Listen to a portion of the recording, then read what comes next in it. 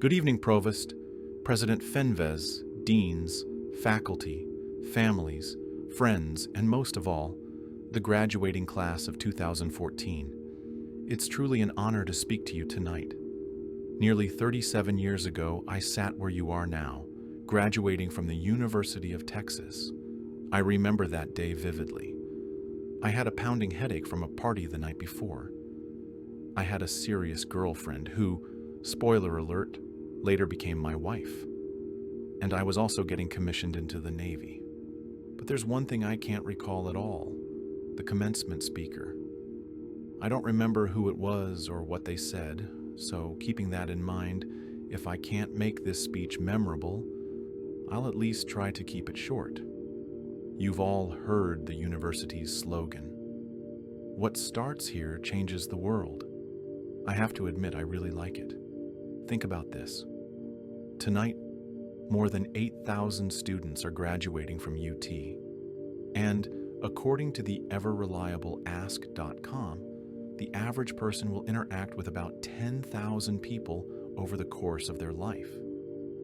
That means if each of you changes the lives of just 10 people, and each of those people changes 10 more, the impact will multiply. In just 5 generations, your collective influence could touch 800 million lives. One more generation beyond that, you're changing the entire population of the planet. Now, if you think it's difficult to change just 10 lives, I promise, it's not. I've seen it happen over and over again in Iraq and Afghanistan. One young officer chooses a different road in Baghdad, and the 10 soldiers with him survive. In Kandahar, a female non-commissioned officer senses danger and directs her unit away from a deadly IED, saving a dozen lives. That one decision didn't just save those soldiers, it preserved generations of future families. The truth is, changing the world can happen anywhere, and anyone can do it. So yes, what starts here can change the world. But the real question is, what kind of world will you help create? I believe it will be a better one. And if you'll allow this old Navy SEAL to offer a bit of advice, I'd like to share some lessons I've learned. These aren't just for military folks, they apply to all of us, no matter your background, gender, religion, or walk of life. The struggles we face may differ in detail, but the way we overcome them, the tools we use, are often the same. I've been a SEAL for 36 years, but it all started when I left UT and entered basic SEAL training in Coronado, California. It's 6 brutal months. Cold ocean swims, endless physical drills, no sleep, constant pressure. The training is designed to find your limits and push past them. It strips you down to the core and reveals what kind of leader, what kind of person you really are. Here are 10 lessons I took from that experience. I hope they'll help you navigate the challenges ahead. Number 1, start your day by making your bed. In SEAL training, each morning started with a bed inspection. It had to be flawless, corners tight, blanket folded, pillow perfectly positioned. At the time, it seemed silly. We were training to be warriors, not hotel housekeepers. But I came to realize that starting the day with a small success creates momentum. It gives you pride and encourages you to accomplish more. It also reminds you that the small things matter. If you can't do them right, how can you tackle the big things? And if your day ends up being terrible, at least you'll come home to a bed you made, a reminder that tomorrow brings a fresh start. Number 2, you can't go it alone. In training, we were grouped into boat crews, 7 people per team. Every day we had to paddle through rough surf together.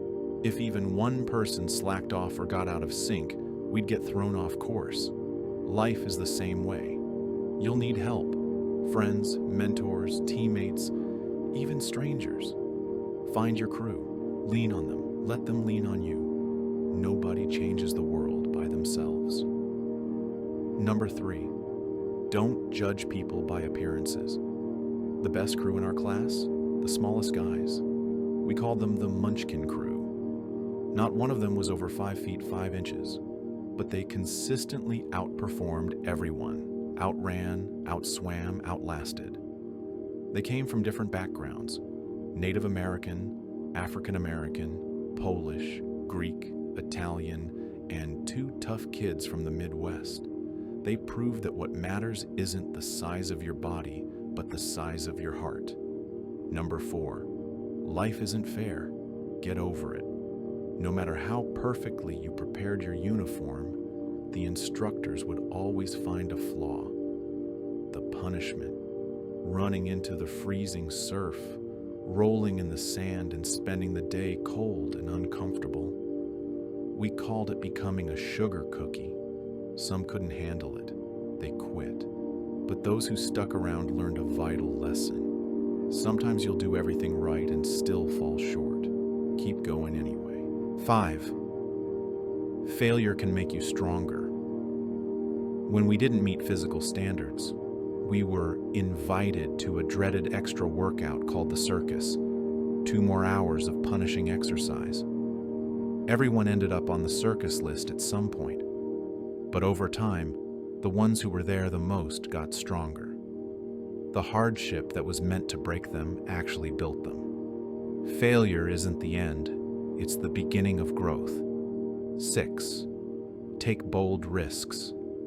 The toughest part of our obstacle course was a long rope slide. Most people played it safe, inching hand over hand. But one trainee went headfirst, fast, reckless, and totally outside the norm, and he shattered the course record. Sometimes, if you want to achieve something great, you have to take a leap. Be brave. Take the risk. 7. Stand your ground. During night swims, we were warned about sharks. If one got too close, you didn't flee. You faced it, and if needed, punched it in the nose. There are a lot of metaphorical sharks in life: bullies, fear, setbacks. If you want to make a difference, don't run. Stand tall. Push back. 8. Stay calm in the darkest moments. In underwater missions, swimming beneath a ship blocks out all light. You can't see. You can barely hear. It's disorienting and frightening. But that's when you must be at your best, focused, steady, unshaken. Because those dark, silent moments, they're when real change happens. 9. Offer hope when it's needed most. During Hell Week, we spent a night buried in cold mud. The instructors promised we could leave, if just 5 of us quit. It was tempting. We were freezing, exhausted, and broken. Then, out of nowhere, someone began to sing, terribly, but passionately. One voice became 2, then many, and that simple act brought us hope. One voice can inspire many. Be that voice. Be the hope others need. 10. Never, ever quit. In the center of SEAL training grounds hangs a brass bell. Anyone who's had enough can simply ring it and walk away. No more early mornings, no more cold swims or grueling workouts. Just ring the bell, and it all ends. But if you want to change the world, don't ever ring that bell. Class of 2014, you're about to begin your journey. You will face hard days, and you will fail sometimes. That's life. But if you wake up each day with purpose, support one another, treat people with respect, face adversity head on, and never give up, then you won't just succeed. You'll make a difference. And what starts here, it truly will change the world. Thank you, and congratulations.